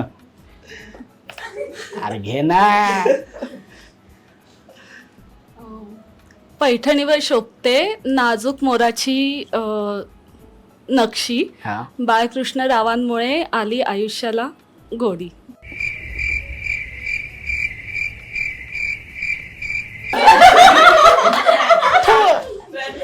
थोडं नाही, पण फार मीटर चुकलेलं. अजून कोणाचं लग्न झालं नुकतंच? नाही, बरं ठीक आहे, हरकत नाही. Very good. आता प्रश्न विचार. हा आता प्रश्न. कॉमेडीची बुलेट ट्रेन मध्ये तुम्ही जास्त करून गुरुजी आणि विद्यार्थी Comedy म्हणजे Express. कॉमेडी एक्सप्रेस मध्ये तर ते खूप म्हणजे ती स्किट खूप गाजलं. तर तुमचा असा काही किस्सा आहे का शाळेत? म्हणजे तिकडे कसा बंड्या म्हणजे एक मस्तीखोर कॅरेक्टर, तर रिअल लाईफ मध्ये कधी असं शाळेत असं मी सांगू का, मी बंडूच आहे. मी बंडू करताना काही वेगळं करायचं होतं. मी जसं आहे ना तसंच मी बंडू करतो आणि मला बरोबर ते बघूनच मला कास्ट केलं होतं बंडू या रोलसाठी. म्हणजे मी तर शाळेमध्ये ना इतका अतरंग होतो ना, बापरे, माझ्या कंप्लेंट्सच खूप असायच्या, तक्रारीच खूप. बरं, माझी शाळा आमच्या सोसायटीपासून जवळ असायची, त्याच्यामुळे काय झालं ना की लगेच आई बाबांना घेऊन ये. म्हणजे आठवड्यातून एकदा तरी माझ्या आई वडिलांना मला शाळेत बोलवायचे. बरं, काय व्हायचं, एका मॅडमनी किंवा शिक्षिकेने किंवा शिक्षकांनी समजा बोलवलं असेल की आई तक्रार केली असेल, तर मला ना विचारायचे इतर शिक्षक पण, तू आम्हाला का नाही सांगितलं, आमची तक्रार होती जी आई वडिलांकडे, ते का नाही सांगितलंस तू. तर ना असं खूप होतं. म्हणजे मला आठवते आमचे एक कर्वे सर म्हणून होते, त्यांनी आता एक आमचं रियुनियन झालं, मोठं फंक्शन झालं, तर त्याच्यात त्यांनी सांगितलं होतं की आम्हाला तर वाटलेलं की आशिष पवार हा काही करूच शकणार नाही किंवा हा वायाच जाणार आहे, पण आज त्याला बघितल्यानंतर आम्हाला खूप अभिमान वाटतो. हे जेव्हा ऐकलं ना तेव्हा असं वाटतं की यार क्या बात आहे, अजून काय पाहिजे असतं यार. किंवा आणि हे बघा, माझं असं की शाळा कशासाठी असते, आपण धमाल मजा मस्ती करण्यासाठीच असते. म्हणजे मी फार हुशार नाही पण ढळी नाहीये. म्हणजे परीक्षेच्या 1 महिना अभ्यास करून जे काय पोहून तिघावरती पोचणं हे इतकंच आपली अपेक्षा. आपण कधीच नाही. म्हणजे मला 10वीला ना 49% होते 10वीला, मला 12वीला मला 42% होते.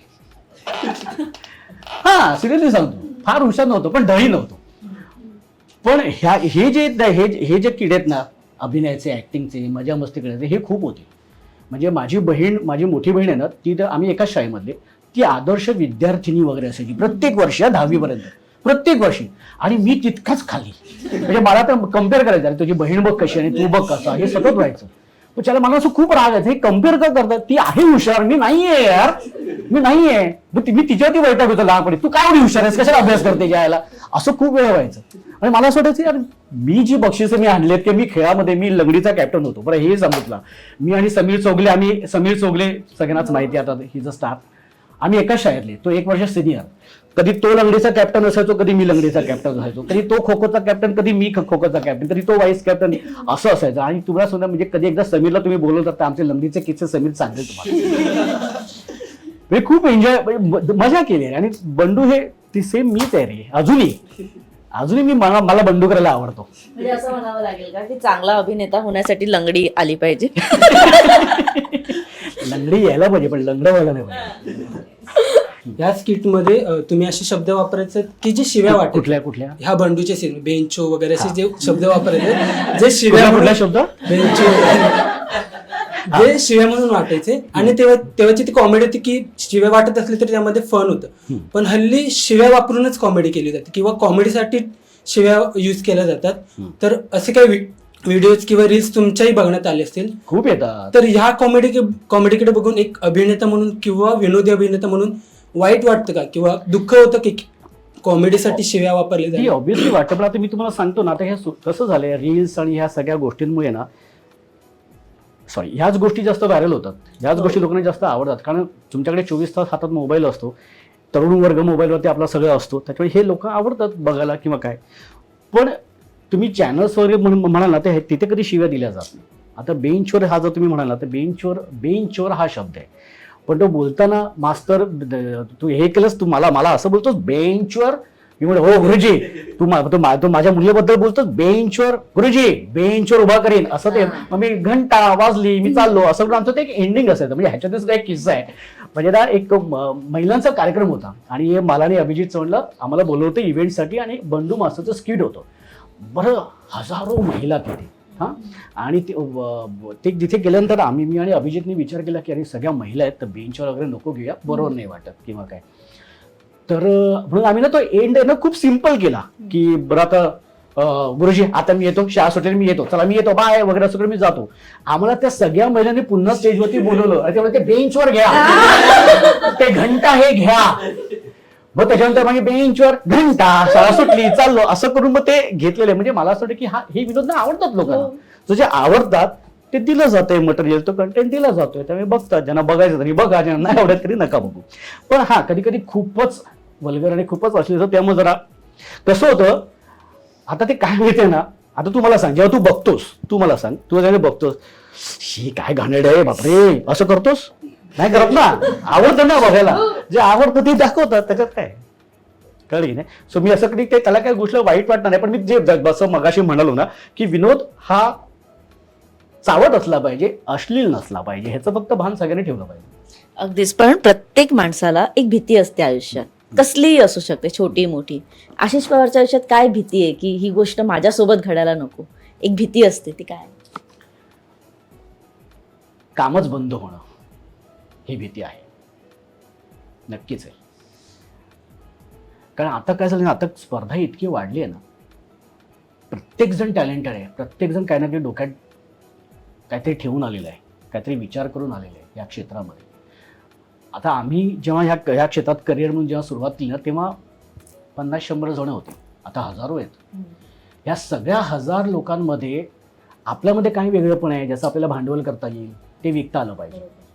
पण ते कितीपर्यंत कधीपर्यंत विकणार, ते कधीतरी संपतं ना, मग तुम्हाला सतत क्रिएटिव्ह राहावं लागतं. आता अजून मी काय वेगळं देऊ शकतो, कुठेतरी तुमची क्रिएटिव्हिटी कुठेतरी संपत येईल ना हळूहळू.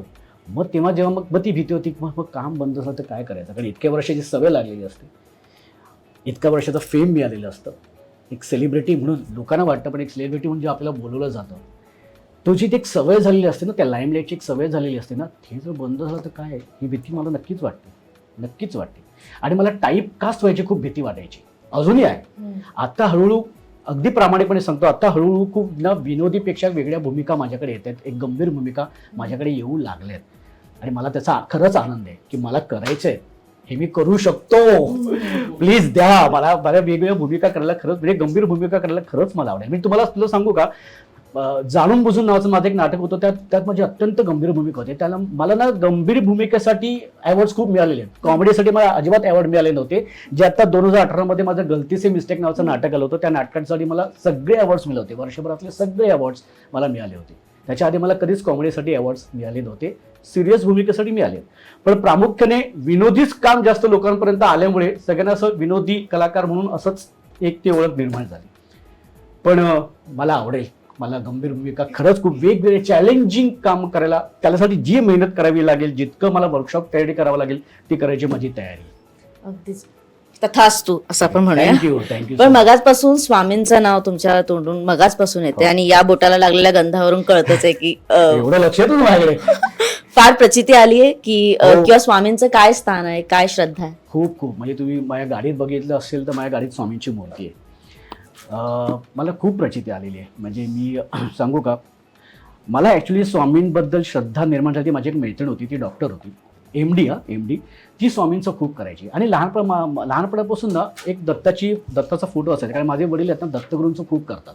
म्हणजे 25 वर्ष त्यांनी पारायणं केलेली आहेत, आणि कठीण पारायणं, म्हणजे पांढरे कपडे घालून, पाठ टेकवायची नाही, पांढरंच अन्न खायचं, इतकं त्यांनी केलेलं आहे. झोपायचं नाही, म्हणजे 2-3 तास ते झोपायचे. आणि त्याच्यामुळे ना दत्तगुरू आणि त्या दत्तगुरूंच्या खाली कोणती एक व्यक्ती आहे हे मला माहिती होते. ही व्यक्ती, मला काय वाटायचं की दत्तगुरूंचे हे गुरु आहेत असं मला आधी लहानपणी वाटायचं. नंतर हळूहळू मला कळलं की नाही, ते स्वामी समर्थ आहेत, ते त्या दत्तगुरूंचा अवतार आहे, हे नंतर मला कळायला लागलं. त्याला दत्तगुरूंचं मी करायचं वगैरे. पण मला खरी जी श्रद्धा किंवा जी भक्ती जी आपण म्हणतो ना मला लागली, ती माझ्या त्या मैत्रिणीमुळे लागली. की ती मला सांगायची, ती डॉक्टर, तिच्या मागे स्वामींचा मोठा फोटो आहे, तिच्या चेअरच्या मागे, तिच्या क्लिनिकमध्ये. तर तिने मला ती सवय लावली की तू दर गुरुवारी स्वामी मठामध्ये जा, त्यांचे नामस्मरण कर. आणि मी ते करायला लागलो. जसं करायला लागलो ना, तर मला ना असे खूप चांगले, मला काही प्रचिती यायला लागली. आणि म्हणजे मी असं ठरवलं की स्वामी मला हे पाहिजे, आलेलं आहे माझ्याकडे. आणि हे अगदीपासून नाही, हे काही वर्षांपासूनच झालेलं आहे. म्हणजे मी तुम्हाला एक किस्सा सांगतो. कसं होतं ना, कुठलाही देव, म्हणजे तुम्ही कोणालाही गुरु माना, तो गुरु आहे ना प्रत्यक्षात तुमच्यासमोर येणार नाही कधी, पण तो कोणाच्या रूपात येतो, काय येतो. म्हणजे तुम्हाला एक किस्सा सांगतो घडलेला, की मी ना दरवर्षी जानेवारीमध्ये ना अक्कलकोटला जातो. अक्कलकोटला जातो दरवर्षी. अगदी जानेवारीमध्ये नाही जायला मिळत, ते वर्षभरात कधी ना कधी जातो. जानेवारीचा महिना गेला, मला जायला नाही मिळालं काही कारणास्तव. फेब्रुवारी गेला, मार्च गेला, एप्रिल महिना गेला, मला जायलाच मिळत होतं. काही काळाला मी कंटाळा सुद्धा केला की आता नको, पुढच्या गुरुवारी वगैरे जाऊ, असा कंटाळा सुद्धा मी केला. आणि जस्ट मी गाडीत बसलो होतो आणि गाडी पार्क केली आणि मी स्वामींची मूर्ती आहे, त्या स्वामींना मी जस्ट फक्त बोललो की स्वामी सॉरी मला मी कंटाळा पण करतोय, मला माफ करा, पण मला यायचं आहे, मी येणार आहे असं मी त्यांच्याशी बोलतोय. आणि मला माझ्या पप्पांचा फोन आला, मला म्हणाले की कुठेस तू? मी म्हटलं हे काय गाडी पार्क केली आहे. मग एक काम कर, ते पप्पांचे एक मित्र आहेत तर त्यांच्याकडे अक्कलकोटवरून पादुका आल्यात आणि आता ते रात्री लगेच निघतायत, जाऊन पटकन दर्शन घे. कारण त्यांचा फोन आला होता मला की आशिष स्वामी समर्थांचं करतो ना, तर त्याला पादुका आल्यात अक्कलकोटवरून, तर ते त्याचं दर्शन घ्यायला. आणि मी ऐकल्यानंतर ना मला असं खरं सांगणार डोळ्यातनं पाणी आलं ना.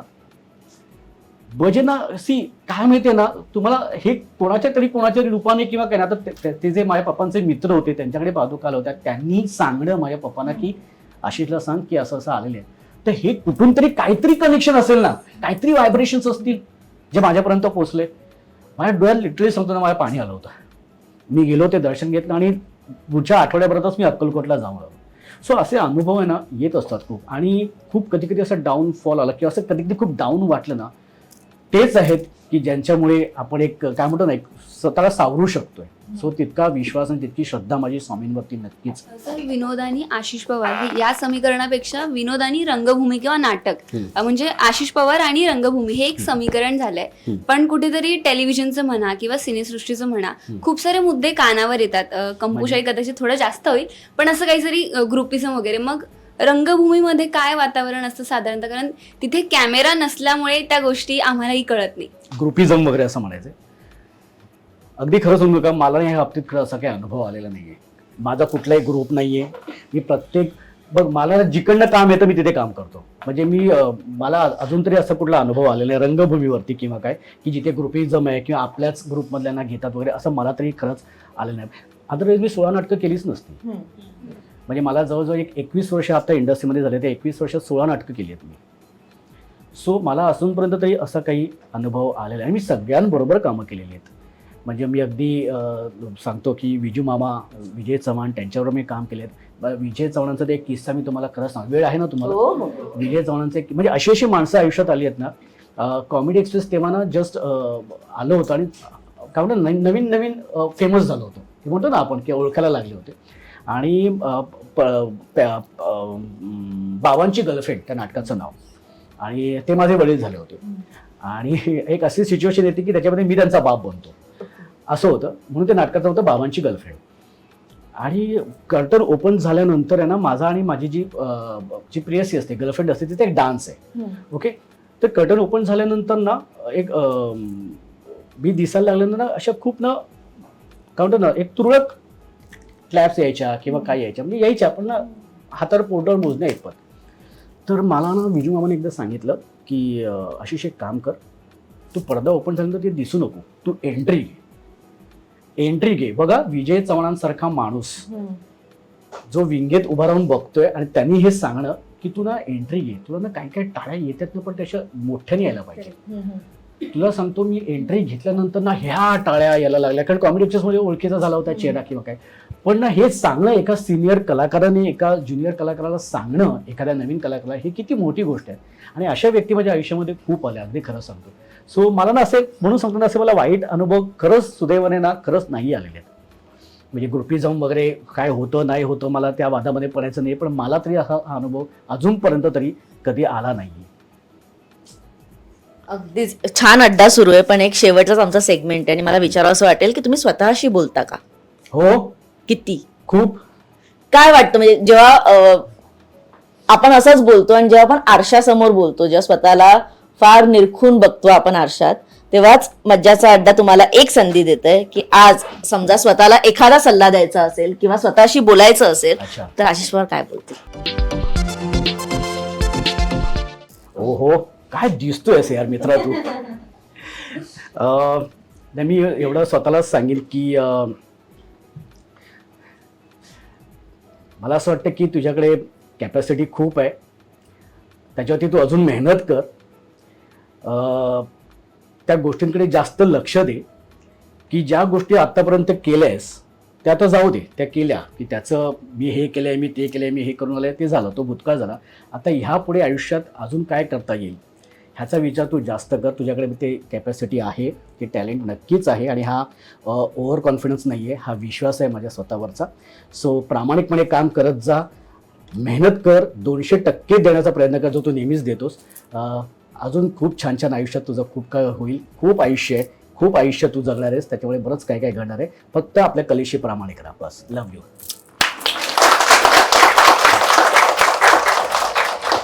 तुम्हाला कोणत्या कलाकारासोबत काम करायला आवडेल? खरंच विचारलं. मला मी सांगू ना, माझी खूप इच्छा आहे की मला ना नाना पाटेकर सरांबरोबर काम करायचं. माझी प्रचंड इच्छा आहे. मी त्यांचा ना खूप मोठा फॅन आहे. म्हणजे अगदी अंकुश चित्रपटापासून ते आत्तापर्यंतचं, म्हणजे वेलकम चित्रपट मी माझ्या घरी मी फक्त त्यांच्यासाठी बघतो. वेलकम चित्रपटात ज्या प्रकारचं त्यांनी एक संयमित कॉमेडी केलेली ना, कुठेही लाऊड नाही, काय नाही, कंट्रोल उदय कंट्रोल, हे जे आहे ना, हे ना म्हणजे तो माणूस पराकोटीचा गंभीर भूमिका करतो आणि पराकोटीची कॉमेडी करतो. म्हणजे कांदा लिलो वगैरे हे त्याच्यामध्ये काय एक्झिक्युट केलं तरी मला सांग, काय केलंय, काय लाऊड केलेलं आहे, पण तरी पण आपल्याला हसायला येतं ना. आणि मला त्यांच्या नाना पाटेकर सरांबरोबर मला काम करायचंच आहे, म्हणजे करायचं. मी इनफॅक्ट मी तो सांगू, मी नाटक करतो गलती से मिस्टेक, त्याच्यामध्ये मी नाना पाटेकरांचा तो वजूद पिक्चर मधला तो एक डायलॉग घेतला, कैसे बताओ मेरे लिए तुम कौन हो. तो मी अख्खा तो घेतला. म्हणजे पहिला त्याचा मुकडा होतो, मला आवडेल बोलायला. मी विसरलो तर माफ करा आयुष्यपत, कारण आता बरेच वर्ष गेलेत मध्ये. कैसे बताओ मेरे लिए तुम कौन हो, कैसे बताओ मेरे लिए तुम कौन हो, तुम धड़कनों का गीत हो, जीवन का तुम संगीत हो, तुम जिंदगी, तुम बंदगी, तुम रोशनी, तुम ताजगी, तुम हर खुशी हो, तुम प्यार हो, तुम प्रीत हो, मनमीत हो, आंखों में तुम, यादों में तुम, सांसों में तुम, आहों में तुम, नींदों में तुम, ख्वाबों में तुम हो मेरे हर बात में, तुम हो मेरे दिन रात में, तुम सुबह में, तुम शाम में, तुम सोच में, तुम काम में, मेरे लिए पाना भी तुम, मेरे लिए खोना भी तुम, मेरे लिए हंसना भी तुम, मेरे लिए रोना भी तुम, और जागना सोना भी तुम, जाऊं कहीं देखूं कहीं, तुम हो वहां, तुम हो वहीं, कैसे बताऊं मैं तुम्हें, तुम बिन तो मैं कुछ भी नहीं, कैसे बताऊं मैं तुम्हें, मेरे लिए तुम कौन हो. सॉरी, नाना पाटेकर सरांसारखं इतकं मी चांगलं नाही करू शकलो, पण मी एक प्रयत्न केला. नाही, पण अगदीच आतापर्यंत तुम्ही मॅनिफेस्ट करत होतात की नाना पाटेकरांसोबत काम करायचं, आणि मॅनिफेस्टेशनवर सगळ्यांचाच विश्वास आहे. पण या इंटरव्ह्यू नंतर 17 लोक अजून मॅनिफेस्ट करतील तुमच्यासाठी की तुम्ही नाना पाटेकरांसोबत थँक्यू सो काम करावं, आणि मज्जाचा एक इंटरव्ह्यू तेव्हा झाला पाहिजे. ते जर मॅनिफेस्ट माझं झालं पूर्ण, ते पहिला फोन मी तुम्हाला करेन. नक्की नक्की नक्की. इंटरव्ह्यू तो सुद्धा इंटरव्ह्यू तुमच्या, मला मी काम करतोय, मला येऊन सांगायचं तुमच्या अड्ड्यावरती. नक्की. पण हा मज्जाचा अड्डा फार सुंदर झालाय. थँक्यू. आमच्याकडून खरं तर सॉरी मीडियाकडून, कारण का आम्ही ना फार कमी तुमच्यापर्यंत पोहोचलो. कधीतरी काय होतं की आपण पण एका इथे काम करत असतो तेव्हा आम्हाला पण म्हणजे बऱ्याच गोष्टींचा विचार करावा लागतो. पण मला मज्जाच्या अड्ड्यावर आशिष पवारला बोलवायचंच होतं, आणि ते रिस्क पण घेतली. आणि काय म्हणतात, हा म्हणतील नाही म्हणतील, पण तुम्ही हा म्हणाला. म्हणजे एक असतं ना, हा म्हणतील नाही म्हणतील. का नाही हा म्हणणार बाबा, मजाचा अड्डा आहे. हे बघा, आम्ही जेव्हा जिथे जातो तेव्हा बघतो आपण कुठे चाललोय, काय जातोय, आणि तुम्हाला मिलियन मध्ये फॉलोअर्स आहेत. सो हा प्रवास खूप कौतुकास्पद आहे, याला एका दिवसाचं काम नाहीये. सो अशा ठिकाणी जायला कोणाला नाही आवडणार सगळ्याला. थँक्यू. अशोक मामांसारखे वगैरे येतात तिथे मी का नाही म्हणून सांगू. सो थँक्यू, कारण का मज्जाचा अड्डा खरंच खूप छान झालाय. ज्या गोष्टी आम्हाला माहिती नव्हत्या त्या कळल्यात, आणि खूप मज्जा आली आहे. तुम्ही इथे आलात त्यासाठी तुम्हाला इट्स मज्जाकडून एक छोटस गिफ्ट आहे. वा वा वा, थँक्यू सो मच. वा, खूप खूप आभार तुमचे सुद्धा की तुम्हाला हे तुमच्या म्हणजे हा विचार तुमच्या डोक्यात येणं, आणि हा खूप चांगला कॉन्सेप्ट आहे अंकिता, की ज्या लोकांपर्यंत पोहोचले नाहीयेत, किंवा जसं तू मला मगाशी म्हणालीस की जे आहेत किंवा जे आता बरीच वर्ष काम करतात त्यांच्यापर्यंत हे जे तुम्ही पोहोचून त्यांचं लाईफ किंवा त्यांचं विचार लोकांपर्यंत जे पोहोचवण्याचं काम तुम्ही जे करतायत ना, खूप मस्त कॉन्सेप्ट आहे, खूप छान. म्हणजे मला तर खरंच आवडला. थँक्यू, तुमचे आभार मानतो मी की तुमच्यामुळे मला माझे काही विचार आणि काही मजा मस्ती तुमच्यामुळे मला करता आली. Thank you so much. आणि हा अड्डा फार सुंदर झालाय, नक्की बघा. तुम्हाला हा अड्डा आवडला असेल तर लाईक करा, शेअर करा, कमेंट करा आणि सबस्क्राईब करा. तोपर्यंत मी मज्जा अंकिता आशिष पवार यांच्यासोबत आणि माझ्या संपूर्ण टीम सोबत घेते तुमचा निरोप. Bye bye.